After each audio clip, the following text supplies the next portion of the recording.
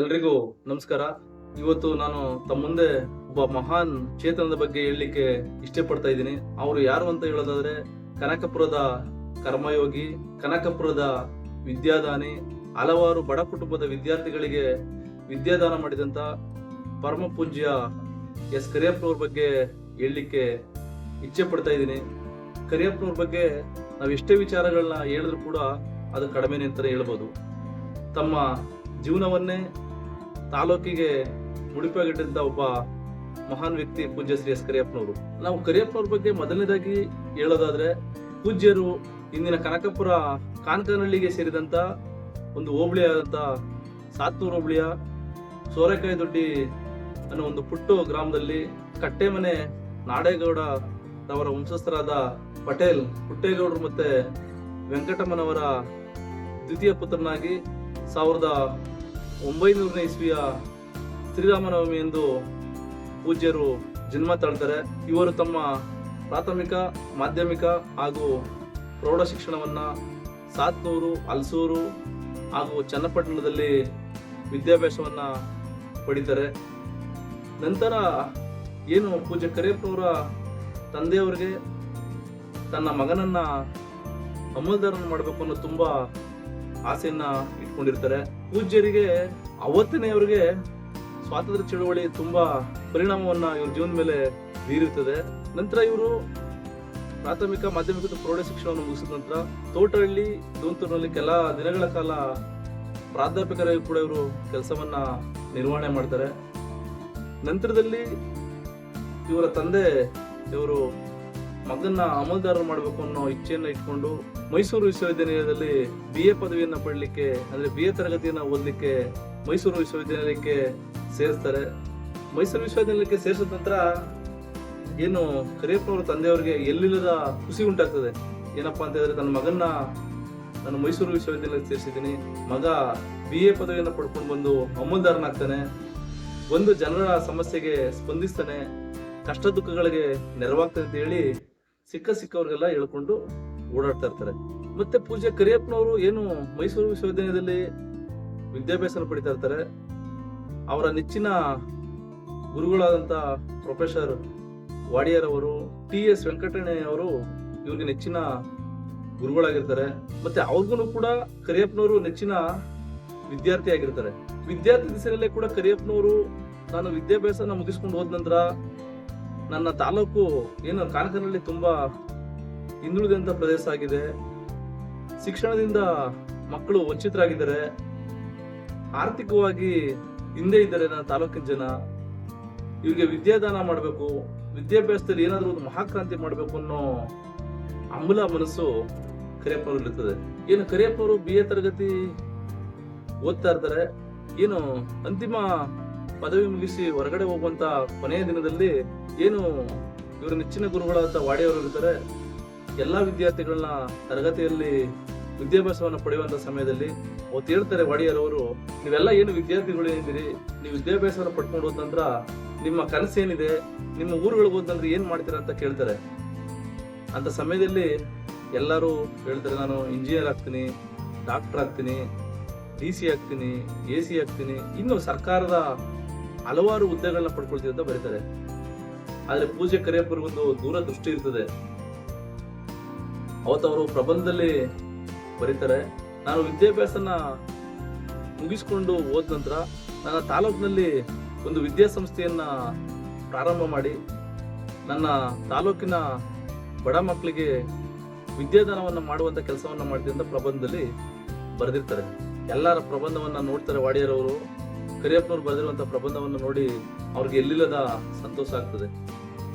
ಏನು ಕರಿಯಪ್ಪನವ್ರು ಇಂತ ಕನಸನ್ನು ಇಟ್ಕೊಂಡಿದ್ದಾರೆ, ಇದು ಸಾಕಾರ ಆಗ್ಲಿ ಅಂತ ಹೇಳಿ ವಾಡಿಯರ್ ಅವರು ಕೂಡ ಹೇಳಿ ಕಳಿಸ್ತಾರೆ. ಕರಿಯಪ್ಪನವ್ರ ಮೇಲೆ ಗಾಂಧೀಜಿಯವರ ಪ್ರಭಾವ ಬೀರ್ತದೆ. ಗೋಖಲೆ, ಸುಭಾಷ್ ಚಂದ್ರ ಬೋಸ್ರವರ ಹೋರಾಟಗಳ ನನ್ನ ತಮ್ಮ ಜೀವನದಲ್ಲಿ ಅಳವಡಿಸಿಕೊಳ್ಳಿಕ್ಕೆ ಕರಿಯಪ್ಪನವರು ಪ್ರಾರಂಭ. ಆ ದಿನಗಳಲ್ಲಿ ಕಾನಕನಹಳ್ಳಿನಲ್ಲಿ 1930ನೇ ಇಸ್ವಿನಲ್ಲೇ ಪ್ರಥಮವಾಗಿ BA ಪದವಿಯನ್ನು ಪಡೆದಂತ ವ್ಯಕ್ತಿ ಯಾರಾದ್ರೂ ಇದ್ರೆ ಅದು ಶ್ರೀಯುತ ಪೂಜ್ಯ ಕರಿಯಪ್ಪನವರು ಅಂತ ಹೇಳಲಿಕ್ಕೆ ನನಗೆ ತುಂಬಾ ಖುಷಿ ಆಗ್ತದೆ. ಶ್ರೀಯುತರು ಏನು ವಿದ್ಯಾಭ್ಯಾಸನ ಮುಗಿಸಿ ಮತ್ತೆ ಊರಿಗೆ ವಾಪಸ್ ಬರ್ತಾರೆ. ಅಂತ ಸಮಯದಲ್ಲಿ ತಾಲೂಕಿನಲ್ಲಿ ಎಷ್ಟೋ ಗ್ರಾಮಗಳಲ್ಲಿ ಶಿಕ್ಷಣದಿಂದ ವಂಚಿತರಾದಂಥ ಮಕ್ಕಳುಗಳಿರ್ತಾರೆ. ರಸ್ತೆಗಳ ವ್ಯವಸ್ಥೆ ಸರಿಯಾಗಿರೋದಿಲ್ಲ, ನೀರಿನ ವ್ಯವಸ್ಥೆ ಇರೋದಿಲ್ಲ, ಮತ್ತೆ ಬಹುತೇಕ ಮಂದಿ ಶಿಕ್ಷಣದ ವಂಚಿತರಾಗಿ ಅನಕ್ಷರಸ್ಥರಾಗಿರ್ತಾರೆ. ಅನಕ್ಷರತೆ ತಾಂಡವ ಓಡ್ತಾ ಇರ್ತದೆ. ಆ ದಿನಗಳಲ್ಲಿ ಕರಿಯಪ್ಪನವ್ರು ಏನಾದ್ರೂ ನನ್ನ ತಾಲೂಕು ಮಾಡಬೇಕು, ನನ್ನ ನೆಚ್ಚಿನ ಗುರುಗಳಿಗೆ ನಾನು ಮಾತು ಕೊಟ್ಟು ಬಂದಿದ್ದೀನಿ, ನನ್ನ ತಾಲೂಕಾದಂಥ ಒಂದಷ್ಟು ಶಿಕ್ಷಣಕ್ಕೆ ಸಂಬಂಧಿಸಿದಂತೆ ಹಳ್ಳಿ ಸೇವೆ ಮಾಡಬೇಕು ಅಂತ ಹೇಳಿ ಅವತ್ತು 1930ರಲ್ಲಿ ಕನಕಪುರದ ಗುರುಕಾರ್ ವೆಂಕಟರಮಣ ಗೌಡರ ಮನೆಯಲ್ಲಿ ಇವರು ವಿದ್ಯಾರ್ಥಿಗಳಿಗೆ ಪಾಠವನ್ನು ಹೇಳಲಿಕ್ಕೆ ಪ್ರಾರಂಭ ಮಾಡ್ತಾರೆ. ಏನು ವೆಂಕಟರಮಣ ಗೌಡರ ಮನೆಯಲ್ಲಿ ಮಕ್ಕಳುಗಳಿಗೆ ವಿದ್ಯಾದಾನ ಮಾಡಲಿಕ್ಕೆ ಏನು ಪ್ರಾರಂಭ ಮಾಡ್ತಾರೆ. ಹಾಗೆ ಮುಂದೊಂದು ದಿನ 1931ರಲ್ಲಿ ಒಂದು ಕ್ಷುಲ್ಲಕ ಕಾರಣಕ್ಕೆ ವೆಂಕಟರಮಣ ಗೌಡರ ಮನೆಯಿಂದ ಕರಿಯಪ್ಪನವರು ಹೊರಗಡೆ ಬಂದ್ಬಿಡ್ತಾರೆ. ಮಕ್ಕಳುಗಳನ್ನ ಕರ್ಕೊಂಡು ಹೊರಗಡೆ ಬಂದಂತ ಪೂಜ್ಯ ಕರಿಯಪ್ಪನವರು ಬೀದಿನಲ್ಲಿ ಮಕ್ಕಳುಗಳಿಗೆ ಪಾಠವನ್ನು ಹೇಳ್ತಾ ಇರ್ತಾರೆ. ಅಂತ ಸಮಯದಲ್ಲಿ ರಾಮನಗರದಲ್ಲಿ ವಕೀಲ ವೃತ್ತಿಯನ್ನ ಮಾಡಿದಂತ ವಕೀಲರಾದ ಸುಬ್ರಾಯರವರು ಕರಿಯಪ್ಪನವ್ರನ್ನ ನೋಡ್ತಾರೆ. ಕರಿಯಪ್ಪನವ್ರು ಮಕ್ಕಳುಗಳಿಗೆ ಬೀದಿನಲ್ಲಿ ಪಾಠ ಹೇಳ್ತಾ ಇರ್ತಾರೆ. ಅಂತ ಸಮಯದಲ್ಲಿ ಕರಿಯಪ್ಪನವ್ರಿಗೆ ಏನು ವಿದ್ಯಾದಾನ ಮಾಡಬೇಕು ಅನ್ನೋ ಹಂಬಲ ಇರ್ತದೆ. ಆ ಹಂಬಲವನ್ನ, ಆ ಇಚ್ಛೆಯನ್ನ ಈಡೇರಿಸಲಿಕ್ಕೆ ಬೆನ್ನೆಲುಬು ನಿಂತವರು ಸುಬ್ಬರಾಯರು ಅಂತ ನಾವು ಹೇಳ್ಬೋದು. ಅವತ್ತು ಸುಬ್ಬರಾಯರವರು ಏನು ತಮ್ಮ ವಂಶಸ್ಥರ ಹೆಸರಿದ್ದಂತ ಸುಮಾರು 11 ಎಕರೆ ಜಮೀನನ್ನ ಕರಿಯಪ್ಪನವ್ರಿಗೆ ಹೇಳ್ತಾರೆ, ನಿನಗೆ ವಿದ್ಯಾದಾನ ಮಾಡಲಿಕ್ಕೆ, ನಿನ್ನ ಸಂಸ್ಥೆಯನ್ನ ಕಟ್ಟಲಿಕ್ಕೆ ನಾನು ಕೊಡಕ್ಕೆ ನಾನು ರೆಡಿ ಇದ್ದೀನಿ ಅಂತ ಹೇಳಿ 12 ಎಕರೆ ಜಮೀನನ್ನು ಅವತ್ತು ದಾನವಾಗಿ ನೀಡ್ತಾರೆ ಶ್ರೀಯುತ ಸುಬ್ಬರಾಯರವರು. ಮತ್ತೆ ಅವರು ಜಮೀನನ್ನ ನೀಡೋದ್ರ ಜೊತೆಗೆ ಒಂದಷ್ಟು ಹಣಕಾಸಿನ ಸಹಾಯವನ್ನು ಕೂಡ ಕರಿಯಪ್ಪನವರು ಮಾಡ್ತಾರೆ.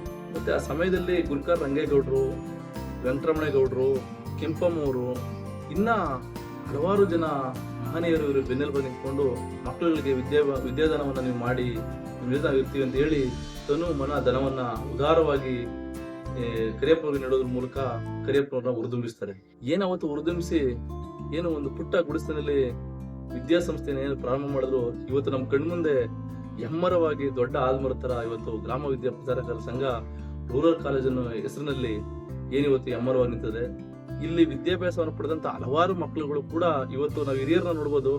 ಅವ್ರು ಎಲ್ಲಿ ನೀನು ಓದ್ದೆ, ನಿನ್ ಮಕ್ಕಳು ಎಲ್ಲಿ ಓದಿದ್ರು ಅಂತ ಕೇಳಿದ್ರೆ ಹಿರಿಕರನ್ನ ನಾವು ಕೇಳಿದ ಸಮಯದಲ್ಲಿ ಹಿರಿಕರು ಹೇಳ್ತಾರೆ, ನಾನು ಹಾಸ್ಟೆಲ್ ಕರಿಯಪ್ಪನವರ ಸಂಸ್ಥೆಯಲ್ಲಿ ಓದ್ದೆ ಅಂತ ಹೇಳ್ತಾರೆ. ಅಂದ್ರೆ ಆ ದಿನಗಳಲ್ಲಿ ಪೂಜ್ಯರು ಮಕ್ಕಳುಗಳಿಗೆ ವಿದ್ಯಾದಾನ ಮಾಡೋದ್ರ ಜೊತೆಗೆ ಆ ಮಕ್ಕಳುಗಳಿಗೆ ಉಳ್ಕೊಳ್ಳಿಕ್ಕೆ ವಸತಿ ವ್ಯವಸ್ಥೆಯನ್ನ ಮಾಡಿ ಅವ್ರ ಊಟದ ವ್ಯವಸ್ಥೆಯನ್ನ ಮಾಡದಂತ ಮಹಾನ್ ಪುಣ್ಯಾತ್ಮ ಶ್ರೀ ಕರಿಯಪ್ಪನವರು. ಅವತ್ತು ವಿದ್ಯಾದಾನ ಮಾಡೋದ್ರ ಜೊತೆಗೆ ಅನ್ನದಾನವನ್ನು ಮಾಡದಂತ ಮಹಾನ್ ಚೇತನ ಕರಿಯಪ್ಪನವರು. ಅವತ್ತು ಕರಿಯಪ್ಪನವ್ರ ಜೊತೆಗೆ ಬೆನ್ನೆಲುಬು ನಿಂತವ್ರನ್ನ ಸಾವಿರಾರು ಜನಗಳನ್ನ ನೋಡ್ಬೋದು. ಅದ್ರಲ್ಲಿ ಪ್ರಮುಖವಾಗಿ ನಾನು ಕೆಲವೊಂದಷ್ಟು ವ್ಯಕ್ತಿಗಳನ್ನ ಹೆಸರುಗಳನ್ನ ಹೇಳಲಿಕ್ಕೆ ಇಚ್ಛೆ ಪಡ್ತೀನಿ. ಬಸವೇಗೌಡರು, ಸಿದ್ದೇಗೌಡರು, ಲಿಂಗೇಗೌಡರು, ಇವರು ಕನಕಪುರದ ಮಾಜಿ ಶಾಸಕರು, ಕರಿಗೌಡರು, ತಮ್ಮಯ್ಯವರು, ವೆಂಕಟಾಚಲಪತಿಯವರು, ಡಿ ಚಾಮೇಗೌಡರು, ಕಾಳಮಾರೇಗೌಡರು, ಇನ್ನೂ ಹಲವಾರು ಜನ ಅವತ್ತು ಕರಿಯಪ್ಪನವರು ಬೆನ್ನೆಲುಬು ನಿಂತ್ಕೊಂಡು ಗ್ರಾಮ ವಿದ್ಯಾ ಪ್ರಚಾರಕರ ಸಂಘ ಪ್ರಾರಂಭ ಮಾಡಲಿಕ್ಕೆ ನಿಂತದ್ದು ಇನ್ನೂ ಹಲವಾರು ಜನ ಮಹಾನ್ ಪುಣ್ಯಾತ್ಮಗಳನ್ನ ನಾವು ನೋಡ್ಬೋದಾಗಿದೆ. ಮತ್ತೆ ಕರಿಯಪ್ಪನವ್ರಿಗೆ ಏನು ವಿದ್ಯಾದಾನ ಮಾಡೋದ್ರ ಜೊತೆಗೆ ಶಿಕ್ಷಣವನ್ನ ಕೊಡೋದ್ರ ಜೊತೆಗೆ ಕೃಷಿಯಲ್ಲೂ ಕೂಡ ಇವರು ತುಂಬಾ ಕಾಳಜಿನ ಹೊಂದಿರುವಂತ ವ್ಯಕ್ತಿ. ಏನಿವತ್ತು ನಾವು ಆರೋಳಿನಲ್ಲಿ ಗಾಂಧಿ ಫಾರಂ ನೋಡ್ಬೋದು. ಗಾಂಧಿ ಫಾರಂ ಅನ್ನೋ ಒಂದು ಹೆಸರನ್ನ ಇಟ್ಟು ಆ ಫಾರಂ ಸ್ಟಾರ್ಟ್ ಮಾಡಿ ಅಲ್ಲಿ ಎಲ್ಲಾ ತರದ ಹಣ್ಣಿನ ಗಿಡಗಳನ್ನ ಬೆಳೀತಾ ಇದ್ರಂತೆ. ನಾವು ವಿದ್ಯಾಭ್ಯಾಸ ಮಾಡೋ ಸಮಯದಲ್ಲಿ ನಮ್ಮ ಗುರುಗಳು ಕೂಡ ನಮ್ಗೆ ಹೇಳ್ತಾ ಇದ್ರು, ಕರಿಯಪ್ಪನವರು ಅವತ್ತು ಅವರು ವಿದ್ಯಾಸಂಸ್ಥೆನ ಪ್ರಾರಂಭ ಮಾಡೋ ಸಮಯದಲ್ಲಿ ಅವ್ರು ಒಂದು ಹಣ್ಣು ಕೂಡ ತಿಂತಾ ಇರ್ಲಿಲ್ಲ. ಕರಿಯಪ್ಪನವರು ಅವರ ಜಮೀನಲ್ಲಿ ಗಾಂಧಿ ಫಾರಂನಲ್ಲಿ ಸೀಬೆ ಹಣ್ಣು, ಕಿತ್ಲೆ ಹಣ್ಣು, ಸೇಬು, ಸಪೋಟ, ದಾಳಿಂಬೆ, ತೆಂಗು, ಬಾಳೆ, ಈ ತರದ ಎಲ್ಲಾ ತರದ ಹಣ್ಣುಗಳನ್ನ ಬೆಳಿತಾರಂತೆ. ಹಣ್ಣುಗಳನ್ನ ಮಕ್ಕಳುಗಳು ಕೊಡೋದು, ಮಾರಾಟ ಮಾಡಿ ಬಂದಂತ ಹಣವನ್ನ ತಂದು ವಿದ್ಯಾಸಂಸ್ಥೆಗೆ ಹಾಕಿ ವಿದ್ಯಾಸಂಸ್ಥೆನ ಕಟ್ಟಲಿಕ್ಕೆ ಟೊಂಕ ಕಟ್ಟಿದಂತವರು ಶ್ರೀಯುತ ಕರಿಯಪ್ಪನವರು. ಮತ್ತೆ ಕರಿಯಪ್ಪನವರು 1932 ಇಸ್ವಿಲಿ ದಯಾನಂದ ವಸತಿ ಶಾಲೆನ ಪ್ರಾರಂಭ ಮಾಡ್ತಾರೆ. ಅವತ್ತು ಕೇವಲ 14 ಜನ ಮಕ್ಕಳುಗಳನ್ನ ಇಟ್ಕೊಂಡು ವಿದ್ಯಾಸಂಸ್ಥೆನ ಪ್ರಾರಂಭ ಮಾಡ್ತಾರೆ. ನಂತರದಲ್ಲಿ 1938 ಇಸ್ವಿಗೆ ಮಾಧ್ಯಮಿಕ ಶಾಲೆಯಾಗಿ ಪರಿವರ್ತನೆ ಇದೆ.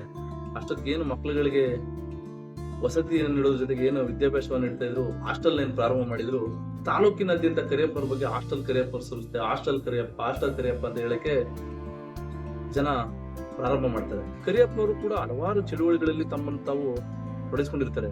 1937 ಇಸ್ವಿಲಿ ಸಾತ್ತೂರಲ್ಲಿ ಒಂದು ಕರ ನಿರಾಕರಣ ಚಳುವಳಿ ಅಂತ ಒಂದು ಚಳುವಳಿ ಪ್ರಾರಂಭವಾಗ್ತದೆ. ಅಂತ ಸಮಯದಲ್ಲಿ ಬ್ರಿಟಿಷರು ಏನ್ ಮಾಡ್ತಾರೆ ಅಂತ ಹೇಳಿದ್ರೆ, ಕರಿಯಪ್ಪನವರ ರಾಜದ್ರೋಹದ ಹೆಸರಿನಲ್ಲಿ ರಾಮನಗರ ಜೈಲಿನಲ್ಲಿ ಇವ್ರನ್ನ ಬಂಧಿಸ್ತಾರೆ. ಅಂದ್ರೆ ಕರಿಯಪ್ಪನವರು ಹೋರಾಟದಲ್ಲೂ ಕೂಡ ತಮ್ಮನ್ನ ತೊಡಗಿಸ್ಕೊಂಡಿದ್ರು, ಜನಗಳ ಜೊತೆ ಬೆರೀತಾ ಇದ್ರು, ಜನಗಳ ಸಮಸ್ಯೆಗೆ ಸ್ಪಂದಿಸುವಂತ ಉದಾರ ಮನಸ್ಥಿತಿ ಪೂಜ್ಯರಿಗಿತ್ತು. ಮತ್ತೆ ಕರಿಯಪ್ಪನವರು ಅವತ್ತು ಏನು ಜೈಲು ಕರ್ಕೊಂಡು ಹೋಗ್ತಾರೆ ಅಂತ ಸಮಯದಲ್ಲಿ ಕರಿಯಪ್ಪನವ್ರು ಹೇಳ್ತಾರೆ, ನೀವು ನನ್ನ ಎದೆಗೆ ಗುಂಡಿಟ್ರು ಕೂಡ ನಾನು ಚಳುವಳಿಯಿಂದ ಹಿಂದೆ ಸರಿಯೋದಿಲ್ಲ ಅಂತ. ಅಂದ್ರೆ ಕರಿಯಪ್ಪನವರು ಯಾವ ರೀತಿ ಇತ್ತು ಅಂತ ಹೇಳಿದ್ರೆ, ನಾನು ಹೋರಾಟದಲ್ಲಿ ಜಯ ಗಳಿಸುವವರೆಗೂ ನಾನು ಹಿಂದೆ ಹೋಗೋದಿಲ್ಲ, ಹಿಂದೆ ಸರಿಯೋದಿಲ್ಲ, ನ್ಯಾಯ ಪಡೆದೇ ಅನ್ನೋ ಮನಸ್ಥಿತಿ ಕರಿಯಪ್ಪನವ್ರಿಗಿತ್ತು. ಮತ್ತೆ 1938 ಇಸ್ವಿಲಿ ಶಿವಪುರದಲ್ಲಿ ನಡೆದಂತ ಸತ್ಯಾಗ್ರಹ ಚಳುವಳಿಯಲ್ಲಿ ಕೂಡ ಕರಿಯಪ್ಪನವ್ರು ಭಾಗವಹಿಸ್ತಾರೆ. ಏನು ಇಷ್ಟೆಲ್ಲ ಆದ ನಂತರ ಕರಿಯಪ್ಪನವ್ರಿಗೆ ಶಿಕ್ಷಣವನ್ನ ಕೊಡ್ಬೇಕು ಅನ್ನೋ ಹಂಬಲ ಜಾಸ್ತಿ ಆಗ್ತದೆ ಹೊರತು ಕಡಿಮೆ ಆಗೋದಿಲ್ಲ. ಏನವತ್ತು 1941 ಇಸ್ವಿಲಿ ತಾಲೂಕಿನಲ್ಲಿ ಒಂದು ಪ್ರೌಢ ಶಿಕ್ಷಣ ಸಂಸ್ಥೆಯನ್ನು ಪ್ರಾರಂಭ ಮಾಡಬೇಕು, ಏನು ಅನಕ್ಷರತನ ಹೋಗಲಾಡಿಸ್ಬೇಕು, ತಾಲೂಕಿನಾದ್ಯಂತ ಬಡ ಮಕ್ಕಳಿಗೆ ವಿದ್ಯಾದಾನವನ್ನು ಮಾಡಿ ವಿದ್ಯಾಭ್ಯಾಸವನ್ನು ನೀಡಬೇಕು ಅನ್ನೋ ಹಂಬಲ ಹೆಚ್ಚಾಗ್ತದೆ. ಆ ಸಮಯದಲ್ಲಿ ಕರಿಯಪ್ಪನವರು ಒಂದು ವಿದ್ಯಾ ಪ್ರಚಾರಕ ಸಂಘ ಅನ್ನೋ ಒಂದು ಸಂಸ್ಥೆಯನ್ನ ಹುಟ್ಟಾಕ್ತಾರೆ. ಆ ಸಮಯದಲ್ಲಿ ವಿದ್ಯಾ ಪ್ರಚಾರಕ ಸಂಘದ ಅಧ್ಯಕ್ಷರಾಗಿ ವಿ ವೆಂಕಟಪ್ಪನವರು ನೇಮಕ ಆಗ್ತಾರೆ. ಕೆ ಸುಬ್ರಾಯರವರು ಉಪಾಧ್ಯಕ್ಷರಾಗ್ತಾರೆ. ಪೂಜ್ಯ ಕರಿಯಪ್ಪನವರು ಕಾರ್ಯದರ್ಶಿಗಳಾಗಿ ನೇಮಕ ಆಗ್ತಾರೆ. ಮತ್ತೆ SR ಸರ್ಮಾರ್ ಅವರು ಖಜಾಂಚಿಯಾಗಿ ನೇಮಕಗೊಂಡು ಒಂದು ವಿದ್ಯಾ ಪ್ರಚಾರಕ ಸಂಘವನ್ನ ಸ್ಥಾಪನೆ ಮಾಡೇ ಬಿಡ್ತಾರೆ ಎಲ್ಲರೂ ಸೇರಿ. ಮತ್ತೆ ಏನು ಪ್ರೌಢಶಾಲೆನ ಪ್ರಾರಂಭ ಮಾಡ್ತಾರೆ, ಕರಿಯಪ್ಪನವ್ರಿಗೆ ಮನಸ್ಸಲ್ಲಿರ್ತದೆ, ಏನು ನಾನು ಅವತ್ತು ನನ್ನ ನೆಚ್ಚಿನ ಗುರುಗಳಂತ ಪ್ರೊಫೆಸರ್ ವಾಡಿಯರ್ ಅವರಿಗೆ ನಾನೊಂದು ಮಾತು ಕೊಟ್ಟಿದ್ದೆ, ಆ ಮಾತಂತೆ ನನ್ನ ಗುರುಗಳನ್ನೇ ಕರೆಸಿ ಉದ್ಘಾಟನೆ ಮಾಡಬೇಕು ಪ್ರೌಢಶಾಲೆ ನಾನು ಇಚ್ಛೆಯಿಂದ 24/5/1942 ಅವರ ನೆಚ್ಚಿನ ಗುರುಗಳಂತ ಪ್ರೊಫೆಸರ್ ವಾಡಿಯರ್ ಅವ್ರನ್ನ ಕರೆಸಿ ಶಾಲೆನ ಪ್ರಾರಂಭ ಮಾಡ್ತಾರೆ, ಅಂದ್ರೆ ಉದ್ಘಾಟನೆ ಮಾಡ್ತಾರೆ. ಉದ್ಘಾಟನೆ ಮಾಡಿದ ಸಮಯದಲ್ಲಿ ಪ್ರೊಫೆಸರ್ ವಾಡಿಯರ್ ಅವರು ಆ ತುಂಬಿದ ಸಭೆಯಲ್ಲಿ ಕರಿಯಪ್ಪನವ್ರ ಬಗ್ಗೆ ತುಂಬಾ ಹೊಗಳ್ತಾರೆ. ಏನಂತ ಹೊಗಳ್ತಾರೆ ಅಂತ ಹೇಳಿದ್ರೆ, ಏನವತ್ತು BA ಪದವಿ ಮುಗಿಸಿ ಹೊರಗಡೆ ಹೋಗುವಂತ ಸಮಯದಲ್ಲಿ ಏನು ಇಲ್ಲಿ ಕುಳಿತಿರುವಂತ ನನ್ನ ಶಿಷ್ಯ ಕರಿಯಪ್ಪ ಏನಿದ್ದಾನೆ ಅವತ್ತೊಂದು ಮಾತು ಕೊಟ್ಟು ಬರ್ತಾನೆ, ನನ್ನ ತಾಲೂಕಿನ ನಾನು ವಿದ್ಯಾದಾನ ಮಾಡಬೇಕು, ಅನಕ್ಷರತೆಯನ್ನ ಹೋಗಲಾಡಿಸ್ಬೇಕು, ವಿದ್ಯಾಭ್ಯಾಸದಲ್ಲಿ ನನ್ನ ತಾಲೂಕನ್ನ ಮುಂಚೂಣಿಗೆ ತರಬೇಕು ಅಂತ ಹೇಳಿ ಏನು ಮಾತನ್ನ ಕೊಟ್ಟು ಬರ್ತಾನೆ. ಅವತ್ತು ಕೊಟ್ಟಂತ ಮಾತನ್ನ ಇವತ್ತು ನಡೆಸ್ತಾ ಇರುವಂತ ಮಹಾನ್ ವ್ಯಕ್ತಿ ಅಂತ ಕರಿಯಪ್ಪರ ಬಗ್ಗೆ ಹೇಳ್ತಾರೆ. ಅಲ್ಲಿ ಒಂದು ಪದನ ಬಳಕೆ ಮಾಡ್ತಾರೆ ವಾಡಿಯರ್ ಅವರು, ನಡೆದಂತ ವ್ಯಕ್ತಿಗಳು ಮಹಾನ್ ವ್ಯಕ್ತಿಗಳಾಗ್ತಾರೆ ಅಂತ ಆ ಸಭೆಯಲ್ಲಿ ವಾಡಿಯರ್ ಅವರು ತಮ್ಮ ಹಿತನುಡಿಗಳಲ್ಲಿ ಪೂಜ್ಯರನ್ನ ಹೊಗಳಿ ಹೇಳ್ತಾರೆ. ನಂತರ ಕರಿಯಪ್ಪನವರು ವಿದ್ಯಾಸಂಸ್ಥೆನ ಪ್ರಾರಂಭ ಮಾಡ್ತಾರೆ. ನಂತರ ಇವ್ರು ಅನ್ಕೊಳ್ತಾರೆ, ನಾನು ಈ ತಾಲೂಕಿಗೆ ಏನಾದ್ರು ಮಾಡಬೇಕು, ತಾಲೂಕಿನ ಮುಂಚೂಣಿಗೆ ನಾವು ತರಬೇಕು, ತಾಲೂಕು ಅಭಿವೃದ್ಧಿ ಆಗ್ಬೇಕು ಅಂತ ಹೇಳಿದ್ರೆ ನಾನು ರಾಜಕೀಯ ತೊಡಗಿಸ್ಕೊಳ್ಬೇಕು ಅಂತ ಹೇಳಿ ರಾಜಕೀಯ ಕೂಡ ಕರಿಯಪ್ಪನವರು ದುಂಬ್ತಾರೆ. ಏನು ಅಂದು 1947 ಪ್ರಥಮ ಮುಖ್ಯಮಂತ್ರಿಯಾಗಿ KC ರೆಡ್ಡಿ ಅವರು ನೇಮಕ ಆಗ್ತಾರೆ. ಅಂತ ಸಮಯದಲ್ಲಿ ಕರಿಯಪ್ಪನವರು ಕೂಡ ಶಾಸಕರಾಗಿ ಆಯ್ಕೆ ಆಗ್ತಾರೆ. ಅಂತ ಸಮಯದಲ್ಲಿ ಕರಿಯಪ್ಪನವ್ರಿಗೆ ಅವ್ರು ಹೇಳ್ತಾರೆ, ನೀನು ನನ್ನ ಮಂತ್ರಿ ಮಂಡಲದಲ್ಲಿ ಮಂತ್ರಿ ಆಗ್ಬೇಕು ಅಂತ ಹೇಳಿದ ಸಮಯದಲ್ಲಿ ಕರಿಯಪ್ಪನವರು ಮಂತ್ರಿ ಪದವಿಯನ್ನ ತಿರಸ್ಕರಿಸ್ತಾರೆ. ಅಂದ್ರೆ ಕರಿಯಪ್ಪನಿಗೊಂದು ಉದಾರತೆ ಇತ್ತು, ಏನು ನಾನೆಲ್ಲೋ ಒಂದು ಸಚಿವನಾಗಿ ನಾನೇನು ಸಚಿವ ಸಂಪುಟ ಸೇರ್ಕೊಂಡ್ರೆ ನಾನು ಅಷ್ಟು ಕೆಲಸ ಮಾಡೋಕ್ಕಾಗಲ್ಲ, ನನ್ನ ತಾಲೂಕಿನ ಬಗ್ಗೆ ಗಮನ ಹರಿಸೋಕ್ಕಾಗಲ್ಲ ಅಂತ ಹೇಳಿ ಅವತ್ತು ತಿರಸ್ಕಾರ ಮಾಡ್ತಾರೆ ಕರಿಯಪ್ಪನವರು. ಆದ್ರೆ ಇಂದಿನ ದಿನಗಳಲ್ಲಿ ಸಚಿವ ಸ್ಥಾನಕ್ಕೋಸ್ಕರ ಕಿತ್ತಾಡುವಂಥದ್ದು ನಾವು ನೋಡ್ತಾ ಇದೀವಿ. ಆದ್ರೆ ಅಂದು ಕರಿಯಪ್ಪನವರು ಮನ್ಸು ಮಾಡಿದ್ರೆ ಎಂತ ಪದವಿ ಬೇಕಾದ್ರೂ ಪಡ್ಕೋಬೋದಾಗಿತ್ತು. ಅವತ್ತವರು ತನ್ನ ಸಚಿವ ಸ್ಥಾನವನ್ನ ತ್ಯಾಗ ಮಾಡಿದ ಮಹಾನ್ ವ್ಯಕ್ತಿ ಶ್ರೀಯುತ ಕರಿಯಪ್ಪನವರು. ಅದಾದ ನಂತರ ಕೆಂಗಲ್ ಹನುಮಂತಯ್ಯನವರ ಮಂತ್ರಿ ಮಂಡಲದಲ್ಲೂ ಕೂಡ ಇವ್ರನ್ನ ನೀವು ಸಚಿವರಾಗಬೇಕು, ನಿಮ್ಗೆ ಒಂದು ಉನ್ನತ ಹುದ್ದೆನ ಕೊಡ್ತೀವಿ ಅಂತ ಹೇಳ್ತಾರೆ. ಅಂತ ಸಮಯದಲ್ಲೂ ಕೂಡ ಕರಿಯಪ್ಪನವರು ಅದೆಲ್ಲರೂ ಕೂಡ ತಿರಸ್ಕಾರ ಮಾಡ್ತಾರೆ. ಇಲ್ಲ, ನನ್ನ ತಾಲೂಕಿನಲ್ಲಿ ನಾನು ಕೆಲಸ ಮಾಡ್ಬೇಕು, ನನ್ನ ತಾಲೂಕಿನಲ್ಲಿ ನಾನು ವಿದ್ಯಾದಾನ ಮಾಡ್ಬೇಕು ಅಂತ ಹೇಳಿ ಈ ತಾಲೂಕಿನಲ್ಲಿ ಶಾಸಕರಾಗಿ ಕೆಲಸವನ್ನ ಮಾಡ್ಲಿಕ್ಕೆ ಪ್ರಾರಂಭ ಮಾಡ್ತಾರೆ. ಮತ್ತೆ ಕರಿಯಪ್ಪನವ್ರಿಗೆ ಕೃಷಿ ಜೊತೆಗೆ ಪ್ರಾಣಿ ಸಾಕಾಣಿಕೆ ಮತ್ತೆ ಕೃಷಿ ಬಗ್ಗೆ ಅತೀವವಾದ ಕಾಳಜಿನ ಹೊಂದಿರ್ತಾರೆ. ಏನು ಅವರು ಆರೋಳಿನಲ್ಲಿ ಗಾಂಧಿ ಫಾರಂನ ಪ್ರಾರಂಭ ಮಾಡ್ತಾರೆ. ಗಾಂಧಿ ಫಾರಂನ ಪ್ರಾರಂಭ ಮಾಡೋದು ಮುಖ್ಯ ಉದ್ದೇಶ ಏನಪ್ಪ ಅಂದ್ರೆ ಕೃಷಿನಲ್ಲೂ ಕೂಡ ನನ್ನ ತಾಲೂಕನ್ನ ಸದೃಢವಾಗಿ ಮಾಡಬೇಕು, ಒಂದು ಕೃಷಿ ವಿಶ್ವವಿದ್ಯಾಲಯವನ್ನ ಮಾಡಬೇಕು ಅನ್ನೋ ಕನಸನ್ನ ಶ್ರೀಯುತರು ಇಟ್ಕೊಂಡಿರ್ತಾರೆ. ಆ ಉದ್ದೇಶವನ್ನ ಇಟ್ಕೊಂಡೆ ಆರೋಳ್ಳಿ ಸಮೀಪ ಒಂದು ಗಾಂಧಿ ಫಾರಂ ಅನ್ನೋ ಒಂದು ಫಾರಂನ ಪ್ರಾರಂಭ ಮಾಡ್ತಾರೆ ಶ್ರೀಯುತ ಕರಿಯಪ್ಪನವರು. ಆ ಗಾಂಧಿ ಫಾರಂನಲ್ಲಿ ಸಪೋಟ, ಸೀಬೆ, ಸೇಬು ಮತ್ತೆ ಕೃಷಿಗೆ ಸಂಬಂಧಪಟ್ಟಂತ ಬೆಳೆಗಳನ್ನ ಬೆಳಿಗ್ಗೆ ಶುರು ಮಾಡ್ತಾರೆ, ಹಣ್ಣಿನ ಗಿಡಗಳನ್ನ ಬೆಳೆಯಕ್ಕೆ ಶುರು ಮಾಡ್ತಾರೆ. ಮತ್ತೆ ಅಲ್ಲೇನು ಬೆಳೆದಂತ ಹಣ್ಣನ್ನ ಮಾರಾಟ ಮಾಡಿ ಬಂದಂತ ಹಣವನ್ನು ತಗೊಬಂದು ಏನು ವಿದ್ಯಾಸಂಸ್ಥೆನ ಕಟ್ಟಲಿಕ್ಕೆ ಹಣವನ್ನ ವಿನಿಯೋಗ ಮಾಡ್ಕೊಳ್ತಾರೆ. ನಾವು ಓದುವಂತ ಸಮಯದಲ್ಲಿ ನಮ್ಮ ಗುರುಗಳು ಹೇಳ್ತಾ ಇದ್ರು, ಏನಂತ ಹೇಳ್ತಾ ಇದ್ರು, ಏನ್ ನೀವು ಸಂಸ್ಥೆಯಲ್ಲಿ ಓದ್ತಾ ಇದ್ದೀರಾ, ಇಲ್ಲಿ ಕರಿಯಪ್ಪನವರು ತಮ್ಮ ತನು ಮನ ತಮ್ಮ ಜೀವನವನ್ನೇ ಮುಟ್ಪಿಗಿಟ್ಟವ್ರೆ. ಕರಿಯಪ್ಪನವರು ಕೂಡ ಅವತ್ತೇನು ಅವತ್ತು ಅವ್ರು ಮಾಡಿದ್ರೆ ಎಷ್ಟೋ ಆಸ್ತಿ ಮಾಡ್ಬೋದಾಗಿತ್ತು, ಸಂಪತ್ನ ಕ್ರೋಢೀಕರಣ ಮಾಡಬಹುದಾಗಿತ್ತು. ಅವತ್ತು ಕರಿಯಪ್ಪನವರು ಆಸ್ತಿನ ಮಾಡೋದ್ರ ಕಡೆ ಗಮನ ಕೊಟ್ಟಿಲ್ಲ, ತಾಲೂಕಿಗೆ ವಿದ್ಯಾದಾನ ಮಾಡ್ಲಿಕ್ಕೆ ಗಮನವನ್ನ ಹರಿಸಿದಂತವ್ರು ಕರಿಯಪ್ಪನವರು. ಮತ್ತೆ ಕರಿಯಪ್ಪನವರು ಮತ್ತೆ ನಮಗೊಂದು ಉಪಕಥೆ ಹೇಳ್ತಾ ಇದ್ರು ಓದ್ಬೇಕಾದ್ರೆ, ಕರಿಯಪ್ಪನವ್ರಿಗೆ ಅವ್ರ ತಾಯಿಯವ್ರು ಹೇಳಿದ್ರಂತೆ ಒಂದು ಸೀರೆ ತಂದು ಕೊಡು ಅಂತ. ಅವತ್ತು ಹೇಳಿದಂತೆ ಕರಿಯಪ್ಪನವರು, ನಾನು ಇಲ್ಲಿ ಬೆಳೆದಂತ ಹಣ್ಣುಗಳನ್ನ ಮಾರಾಟ ಮಾಡಿ ನನ್ನ ಮಕ್ಕಳುಗಳಿಗೆ ನಾನು ವಿದ್ಯಾಭ್ಯಾಸವನ್ನ ಮಾಡಿಸ್ಬೇಕು, ವಿದ್ಯಾದಾನವನ್ನ ಮಾಡ್ಬೇಕು, ಇದನ್ನ ನಾನು ಕೊಡೋದಿಲ್ಲ, ನಾನೇನ್ ಮಾಡೋದು ಅಂದ್ರೆ ಅವತ್ತು ಕರಿಯಪ್ಪನವರು ತಮ್ಮ ಕುಟುಂಬಕ್ಕೆ ಅವ್ರು ಏನು ಕೂಡ ಮಾಡ್ಲಿಲ್ಲ, ಕುಟುಂಬಕ್ಕೋಸ್ಕರ ಅವ್ರ ಆಸ್ತಿ ಸಂಪಾದನೆ ಏನು ಕೂಡ ಮಾಡಲಿಲ್ಲ. ಈ ಕಾನ್ಕನಹಳ್ಳಿಗೋಸ್ಕರ ಅಂದ್ರೆ ಈ ತಾಲೂಕಿನ ಜನತೆಯ ಅನಕ್ಷರತೆಯ ಹೋಗಲಿಕ್ಕೆ ತಮ್ಮ ಜೀವನವನ್ನೇ ಮುಡುಪಾಗಿಟ್ಟಂತ ಮಹಾನ್ ವ್ಯಕ್ತಿ. ಮತ್ತೆ ಅವತ್ತೇನು ಸಂಸ್ಥೆನ ಕಟ್ಟಿದ್ರು, ಅವತ್ತು ಕಟ್ಟಡ ಮಾಡುವಂತ ಸಮಯದಲ್ಲಿ ಕರಿಯಪ್ಪನವರು ಕೂಡ ಎಲ್ಲಾ ತರದ ಕೆಲಸ ಕಾರ್ಯಗಳನ್ನ ನಿರ್ವಹಣೆ ಮಾಡ್ತಾ ಇರೋದು, ಎಲ್ಲೂ ಕೂಡ ಕುಳಿತುಕೊಳ್ಳುವಂತ ವ್ಯಕ್ತಿ ಅಲ್ಲ ಅಂತ ನಮ್ಮ ಗುರುಗಳು ನಾವು ವಿದ್ಯಾಭ್ಯಾಸ ಮಾಡುವಂತ ಸಮಯದಲ್ಲಿ ಹೇಳ್ತಾ ಇದ್ರು. ಏನು ಗ್ರಾಮ ವಿದ್ಯಾ ಪ್ರಚಾರಕ ಸಂಘ ಅಂತ ಹೆಸರಿಟ್ಕೊಂಡ್ರು, ಆ ಹೆಸರಿಗೆ ತಕ್ಕಂತೆ ಪ್ರತಿಯೊಂದು ಗ್ರಾಮಗಳಲ್ಲಿ ವಿದ್ಯೆಗೆ ಸಂಬಂಧಪಟ್ಟಂತೆ ವಿಚಾರಗಳನ್ನ ತಿಳಿಸುವಂತ ಕೆಲಸವನ್ನ ಕರಿಯಪ್ಪನವರು ಪ್ರಾರಂಭ ಮಾಡಿದ್ರು. ಏನು 1955 ಪ್ರೌಢ ಸಾಲಿನಲ್ಲೇ ಒಂದು ರೂರಲ್ ಕಾಲೇಜ್ ಅನ್ನೋ ಒಂದು ಸಂಸ್ಥೆನ ಅಂದ್ರೆ ಇನ್ನೊಂದು ವಿಭಾಗವನ್ನೇ ಪ್ರಾರಂಭ ಮಾಡಿ ಕಾಲೇಜನ್ನು ಕೂಡ ಪ್ರಾರಂಭ ಮಾಡ್ತಾರೆ ಕರಿಯಪ್ಪನವರು. ಏನವತ್ತು ಕರಿಯಪ್ಪನವರು ಕಾಲೇಜ್ನ ಪ್ರಾರಂಭ ಮಾಡಿದ್ರು, ಅವತ್ತು ಸುತ್ತಮುತ್ತ ಯಾವ ತಾಲೂಕುಗಳಲ್ಲೂ ಕೂಡ ವಿದ್ಯಾಸಂಸ್ಥೆಗಳಿರಲಿಲ್ಲ. ನಮ್ಮ ತಾಲೂಕಿನಲ್ಲಿ ಅವತ್ತು ಪ್ರಾರಂಭವಾದ ಮೊದಲನೇ ಶಿಕ್ಷಣ ಸಂಸ್ಥೆ ಅಂತ ಹೇಳಿದ್ರೆ ಇಂದಿನ ರೂರಲ್ ಕಾಲೇಜ್ ಗ್ರಾಮ ವಿದ್ಯಾ ಪ್ರಚಾರಕರ ಸಂಘ. ಏನವತ್ತು ಸಾವಿರಾರು ಜನ ವಿದ್ಯಾರ್ಥಿಗಳು ಇಲ್ಲಿ ವಿದ್ಯಾಭ್ಯಾಸ ಪಡೆದವ್ರೆ. ಇವತ್ತು ದೇಶದ ನಾನಾ ಮೂಲೆಗಳಲ್ಲೂ ಕೂಡ ಕೆಲಸ ಕಾರ್ಯಗಳನ್ನ ಮಾಡ್ತಾ ಇದ್ದಾರೆ, ಉನ್ನತ ಸ್ಥಾನಮಾನಗಳನ್ನ ಪಡ್ಕೊಂಡಂತ ವ್ಯಕ್ತಿಗಳನ್ನ ನಾವು ನೋಡ್ಬೋದಾಗಿದೆ. ಇವತ್ತು ನಾವು ಕೂಡ ಇಲ್ಲಿ ಬಂದು ತಮ್ಮ ಮುಂದೆ ನಾವು ಮಾತಾಡ್ತಾ ಇದ್ದೀವಿ, ನಾನು ವಕೀಲನಾಗಿ ಕೆಲಸ ಪ್ರಾರಂಭ ಮಾಡಿದ್ದೀನಿ ಅಂತ ಹೇಳಿದ್ರೆ ಅದಕ್ಕೆ ಮಹಾನ್ ಪುರುಷರಂತ ಕರಿಯಪ್ಪ ಸಂಸ್ಥೆನೇ ಮುಖ್ಯ ಕಾರಣ ಅಂತ ಹೇಳಿ ನಾನು ಇಚ್ಛೆ ಪಡ್ತೀನಿ. ಅವತ್ತು ಏನಾದರೂ ಕರಿಯಪ್ಪ ಸಂಸ್ಥೆ ಇಲ್ಲ ಅಂತ ಹೇಳಿದ್ರೆ ನಾವ್ಯಾರು ಕೂಡ ವಿದ್ಯಾಭ್ಯಾಸ ಪಡಲಿಕ್ಕೆ ಸಾಧ್ಯವಾಗ್ತಿಲ್ಲ. ಇವತ್ತು ಕರಿಯಪ್ಪ ಸಂಸ್ಥೆ ತುಂಬಾ ವಿಸ್ತಾರವಾಗಿ ಬೆಳೆದಿದೆ. ಇವತ್ತು ಪದವಿ ಕಾಲೇಜ್ ಇದೆ, B.Ed ಕಾಲೇಜ್ ಇದೆ, TCH ಕಾಲೇಜ್ ಇದೆ. ಮತ್ತೆ ಇಲ್ಲಿ ಕಾಲೇಜ್ನಲ್ಲಿ 1ನೇ ಕ್ಲಾಸ್ ಬಂದು ಸೇರಂತ ವ್ಯಕ್ತಿ ಪದವಿಯನ್ನು ಮುಗಿಸಿ ಹೊರಗಡೆ ಹೋಗ್ಬೋದು. MBA ಕಾಲೇಜ್ ಇದೆ, ಕೃಷಿ ವಿಶ್ವವಿದ್ಯಾಲಯ ಕೂಡ ನಮ್ಮ ರೂರಲ್ ಕಾಲೇಜ್ಗೆ ಬಂದಿದೆ, ಪ್ರಾರಂಭ ಆಗಿದೆ. ಈ ಆಲ್ರೆಡಿ ನಮ್ಮ ಕೃಷಿ ವಿಶ್ವವಿದ್ಯಾಲಯ ಪ್ರಾರಂಭವಾಗಿ ಸುಮಾರು 1 ವರ್ಷ ಆಗಿದೆ. ಆಲ್ರೆಡಿ ವಿದ್ಯಾರ್ಥಿಗಳು ಕೂಡ ವಿದ್ಯಾಭ್ಯಾಸನ ಪಡಿತಾ ಇದ್ದಾರೆ. ಅಂದ್ರೆ ಪೂಜ್ಯರ ಕನಸು ನನಸಾಗಿದೆ. ಈ ಸಮಯದಲ್ಲಿ ಏನಿವತ್ತು ಕೃಷಿ ವಿಶ್ವವಿದ್ಯಾಲಯ ಬರೋಕ್ಕೆ ಕಾರಣಕರ್ತರು ಇಂದಿನ ಅಧ್ಯಕ್ಷರಂತ ಶ್ರೀಕಂಠಣ್ಣವರು ಇವತ್ತು ತುಂಬಾ ಒಳ್ಳೊಳ್ಳೆ ಕೆಲಸ ಕಾರ್ಯಗಳನ್ನ ಮಾಡ್ತಾ ಇದ್ದಾರೆ. ಏನು ನಮ್ಮ ಕರಿಯಪ್ಪನವರು ತಮ್ಮ ಮನಸ್ಸಲ್ಲಿ ಅನ್ಕೊಂಡಿದ್ರು ಆ ಕನಸನ್ನ ನನಸು ಮಾಡುವಂತ ಒಂದು ಕೆಲಸಕ್ಕೆ ಕೈ ಹಾಕಿದ್ದಾರೆ. ನಾಳೆ ಏನು 6ನೇ ತಾರೀಕು ಶ್ರೀರಾಮನವಮಿ ಏನಿದೆ, ಪೂಜ್ಯರು ಶ್ರೀರಾಮನವಮಿ ದಿನದಂದೇ ಜನನವಾಗ್ತದೆ, ಮತ್ತೆ ಶ್ರೀರಾಮನವಮಿ ದಿನದಂದೇ ಮರಣ ಹೊಂದ್ತಾರೆ. ನಾಳೆಗೆ ಪೂಜ್ಯರ 125ನೇ ವರ್ಷದ ಜನ್ಮ ದಿನಾಚರಣೆ ಹಾಗೂ ಪುಣ್ಯ ಸ್ಮರಣೆ ಕಾರ್ಯಕ್ರಮ ಇರ್ತದೆ. ಇವತ್ತು ನಾವು ಪೂಜ್ಯ ಕರಿಯಪ್ಪನವ್ರ ಬಗ್ಗೆ ಎಷ್ಟೇ ವಿಚಾರಗಳನ್ನ ಹೇಳಿದ್ರು ಕೂಡ ಕಡಿಮೆ ಅನ್ನಿಸ್ತದೆ. ನಾಳೆ ಕಾರ್ಯಕ್ರಮ ಇದೆ.